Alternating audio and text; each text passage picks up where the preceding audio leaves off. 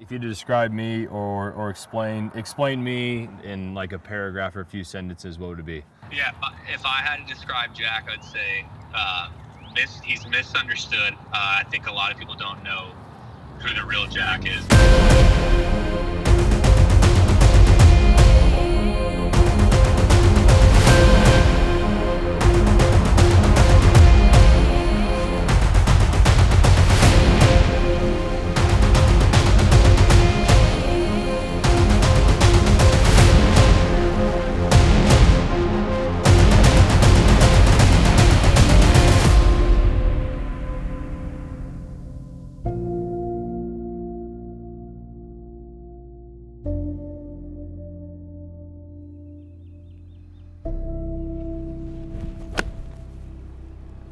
This guy's a golfer right here.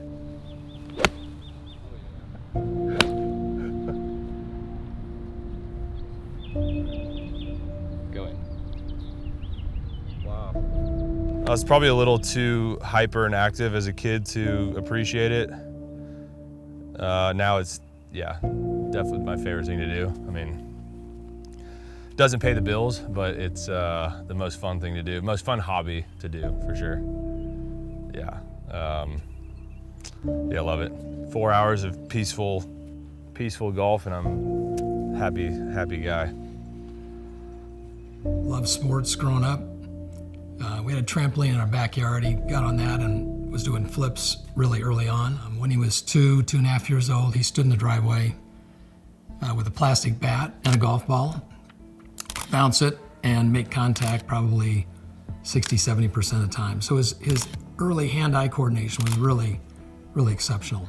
He and his brother started coming to Kansas City from Lincoln, Nebraska when he was 8 or 9 years old. My wife played a little bit of tennis on a league in Lincoln, so we had a couple of rackets laying around the house, and Eric and Jack both went outside and started hitting. And so my wife said, I'm just gonna throw him in this junior novice clinic at Lincoln Racket Club, so she did, and they just loved it. A lot of coaches you had from early on all the way through were always trying to not try to change too much with him, just had a natural sense for the game. One of the things that sticks out about Jack is just how competitive he was and how eager he was to learn. He just couldn't get enough of it. Slept with his racket from early on, the guy loved it. Especially after Christmas, I would get a new racket, sleep with it for probably a month. I saw the hunger to get to the next level. You know, a year later, Jack is he's doing pretty well. He wants to go out, go to the club and play as much as he can. We just let it take off from there.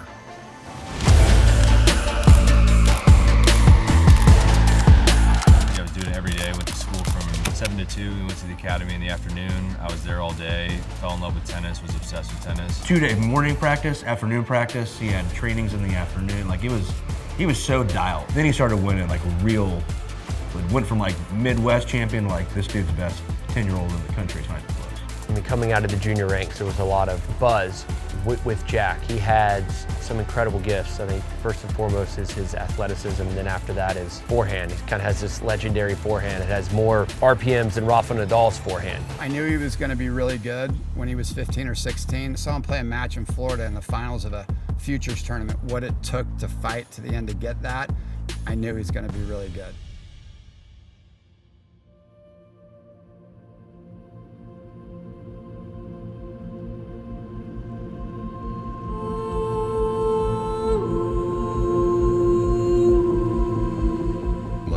High school, I felt like this guy could do anything he wanted with tennis. This is Blue Valley North, home of the Mustangs. These benches where we eat a lot of fruit snacks and drink a lot of Gatorade before our matches. Parents, friends, everybody post up in their lawn chairs right here and watch and support, and that's it. Yeah, this is where it all started. Do y'all mind if we walk across? They want to film that wall there. Are you Jack Sock? Yeah. Good to meet you. Yeah, officially. I'm Ethan. Yeah, Ethan. Good to meet you. Good to meet you. What's up, man? Jack, how are you? You guys played high school tennis together? Yeah, we did. Yeah, high school was really the first time that we got to really feel like we were going at something together. As he got into high school, he was playing in, a lot of national tournaments, a lot of Missouri Valley tournaments, and a lot of those were individual tournaments. So when high school tennis came around, he really wanted to be on the team. I mean, a lot of kids don't play if they're really at a high level. They don't necessarily say, I'm really looking forward to high school tennis, but he loved being on a team. I loved playing, just trying to help the team out and the school out as much as possible, try to win some state championships. I don't think they'd ever won a state high school title before. And his older brother Eric was on the team and a couple of other really good friends. It was a big deal when they won. Hey, Blue Valley North's a powerhouse, I think. Yeah. But yeah, this is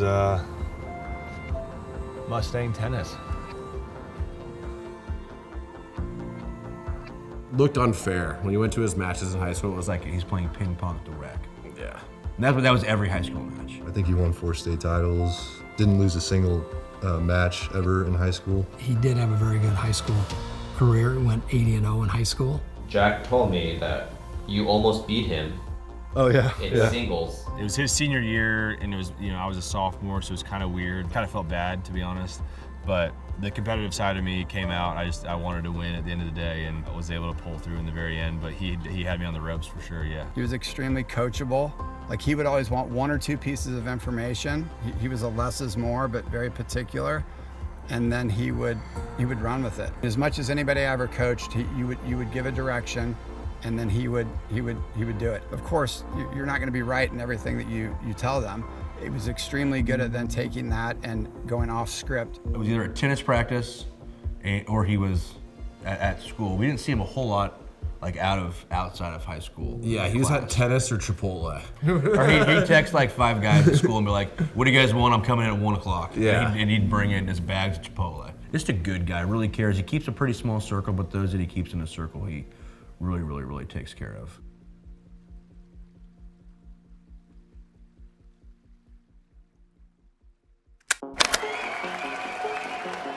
When he started to move up the ATP rankings, surreal, as people say, special moment when he won Wimbledon. I wasn't surprised, but it's such an amazing accomplishment because he's doing it against the best players in the world. What was it like stepping on the big stage in tennis? Like going from high school and playing like those juniors to like now, dude, you went to Wimbledon, played at Wimbledon, you won at Wimbledon. The whole thing was just surreal, and I think even to this day, I was just talking to actually somebody about this. Like, I loved tennis my whole life, and I loved competing, and I loved traveling, I loved going to tournaments, and whether I became a pro tennis player one day or not, wasn't gonna like define me, I guess. But and then now experiencing all of that, going to those tournaments, winning some of those tournaments, I think even to this day, it just still doesn't feel real. It doesn't feel like it happened. I can obviously think back to all those memories and I can relive, those memories, but I think it still probably take a little bit longer to like maybe realize that actually happened. I think there are 4 or 5 of Jack's achievements in tennis that really kind of stand out to me. His first ATP tournament win in Houston, Wimbledon, the first title he won at Wimbledon, doubles. It was very unexpected. Oh my gosh, Wimbledon? Like that's pretty sick.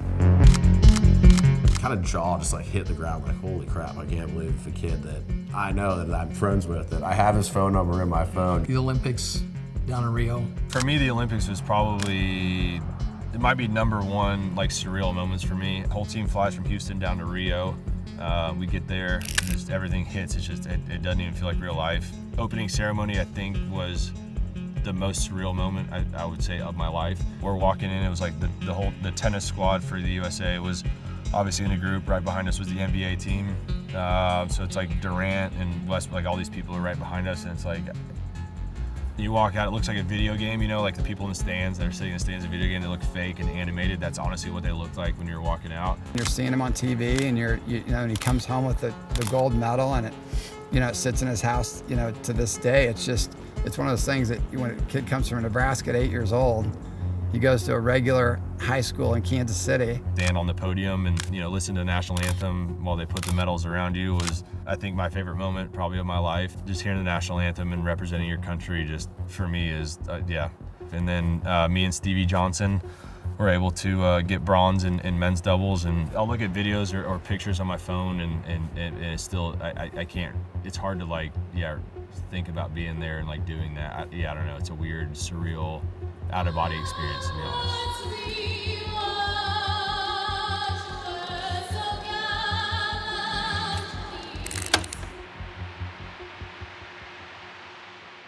She wants to say hi right here.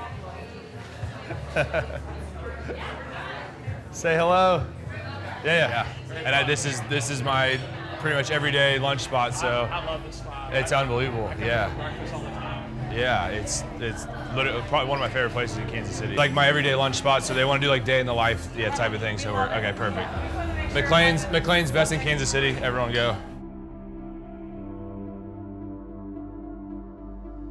Jack has not lived a normal life. Oh, absolutely Like completely. He was in the ESPN article of next best players when he was like 9 years old, and he was supposed to be like the next Andy Roddick. It was his title forever growing up. That amount of pressure I can't imagine having upon myself. Yeah. Navigating it all, was challenging. Like everything was new. I had no idea what was going on. Like I was going to high school, but I was still playing like pro tournaments while I was in high school, and I was doing homework on the road, and the whole thing was kind of bizarre, but it kind of made it work and just went with the flow and kind of learning as I went and not like overthinking too much.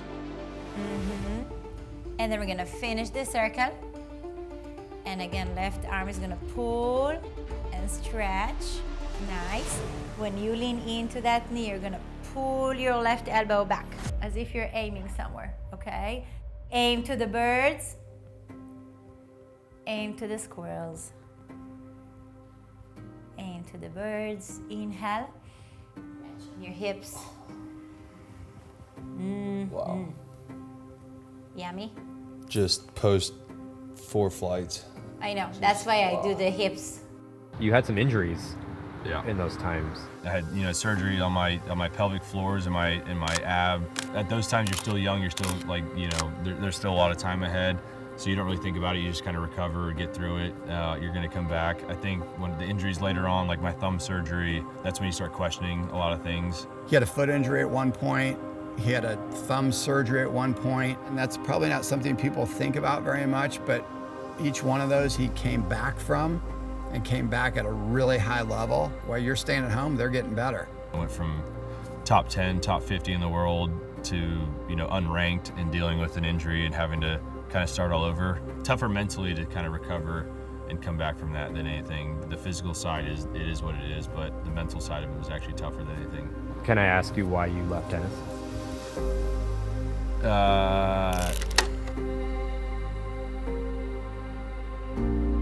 I was surprised that he decided not to keep playing tennis. I talked to him and said, if this is what you want, then I'm all for it. When he decided to leave, I think it was a tough decision that he talked to a lot of us about, for sure. Retiring from tennis had a lot to do with becoming a father. I think that was a huge part of the decision to stop playing. I knew once I was going to become a dad, and I wanted to be very present and be around as much as possible. And obviously with tennis, as people know, the schedule is insane. You're traveling all year long. Any regrets?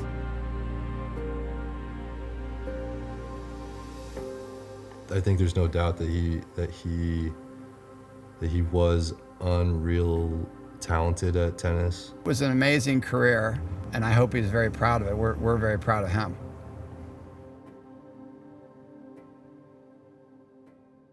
How did pickleball even come to mind?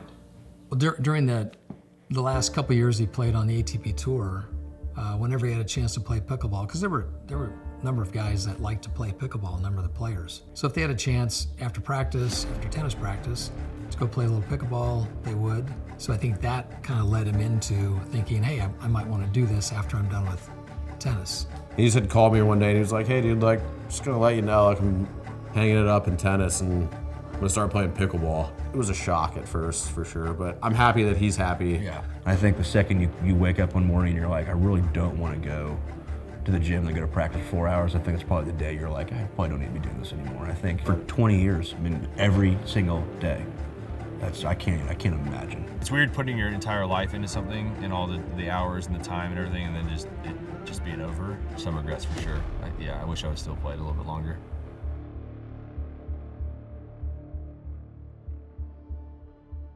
Patty Pat.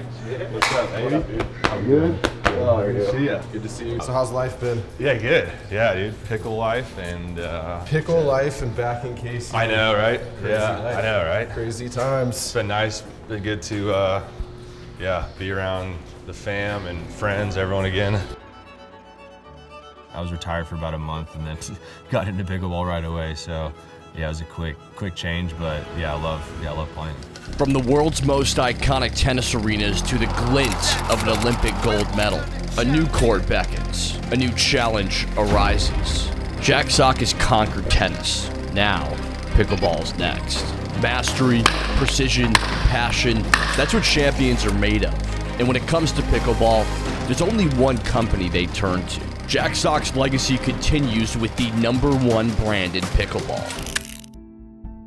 I remember the first time I actually saw Jack Sock play tennis. I remember watching this point, and I was young, I was like a teenager, watching this point where he basically, I think he challenged his own call, basically that was in his favor, and just thinking that was such a classy, cool thing to see from an athlete. We were ecstatic when Jack Sock wanted to enter pickleball. Just knowing his background in tennis, it really felt like pickleball was arriving on the professional level with a player of that competence coming into pickleball. To see someone like Jack, who achieved such a high level of success on the ATP Tour, come to pickleball, I think solidified pickleball's growth in our country and pickleball just as a sport in general. I retired at the US Open in tennis in September of 2023.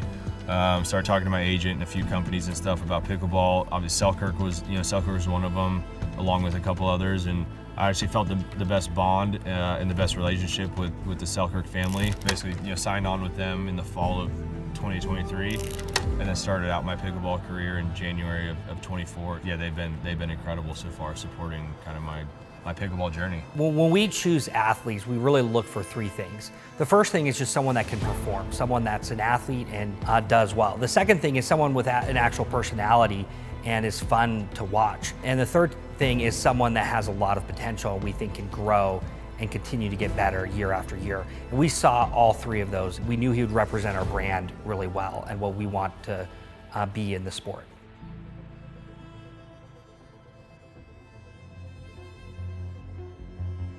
It was fun to see him enjoying it, and I could tell that it was going to be something he was going to start to play. Kind of surreal to see him going from a tennis court to a pickleball court and having that success early on. But I didn't think it was going to be that easy. I guess I didn't know what to expect. I really didn't. I didn't know the players. I didn't know what level he would come in at. I'm never surprised by how well he does. She helped carry me. I will say big props to Anna Lee. I was able to play well enough to grab gold and not lose her streak and reputation of winning. It was a neat way to start, but probably didn't help with the expectations of what was to come.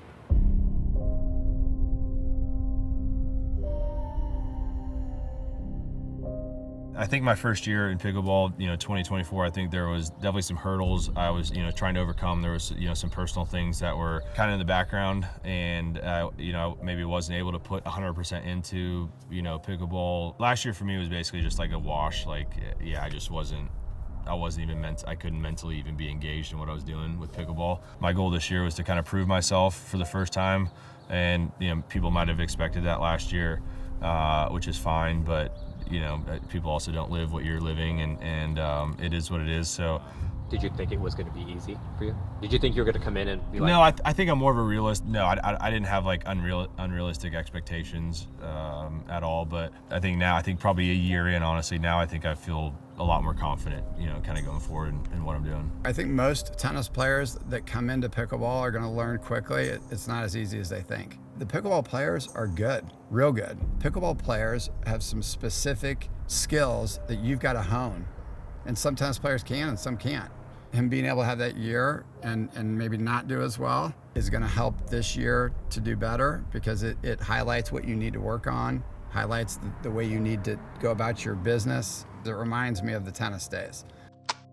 He's gotten comfortable, and I think he's kind of learned what he needs to do, and he's been making those adjustments. We're really excited about the last half of the next 2 years of his career, because I think he's been learning a ton, he's been doing well, but I think he's going to be able to put those things into practice the next couple years, and you're going to just see him moving up in the ranks. So I don't think we've actually seen the impact he's going to make to the sport yet, but I think it's coming.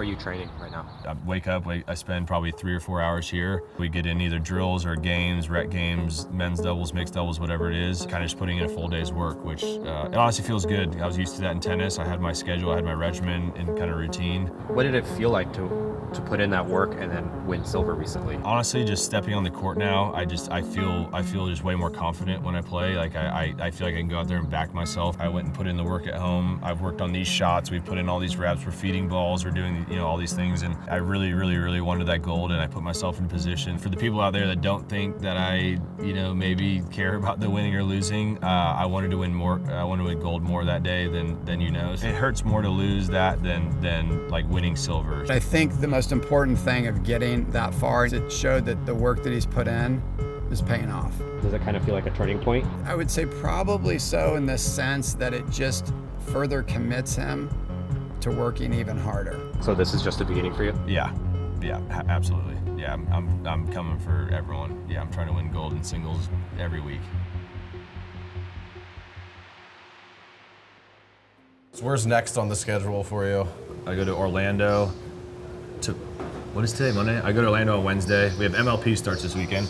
Oh, so that'll be, so Phoenix Flames. Yeah, so what was the thing in Vietnam, just like, it was just our Kickstarter for the... Yeah, our team owners and like staff was like, yo, we want to do this Vietnam tour for the Flames, and we want to like go around and promote pickleball, even though I found out that pickleball is bigger in Vietnam than it is in the US, which is insane. That's crazy. Yeah, more courts, sell more paddles, everything. I think we've just seen the beginning. This will be the largest racket sport in the world at some point. It's just a matter of when. I'm hoping that one day, like in pickleball, it gets to there, like Jack Sock, force to be reckoned with. Watch out for that forehand, 'cause it might go right through your body. I love pickleball. I love playing. I love competing. What do you hope people really understand about your son after watching his story? It's a good question. He always cared about you. He'd always call you, ask you how you're doing. And he is a very kind person.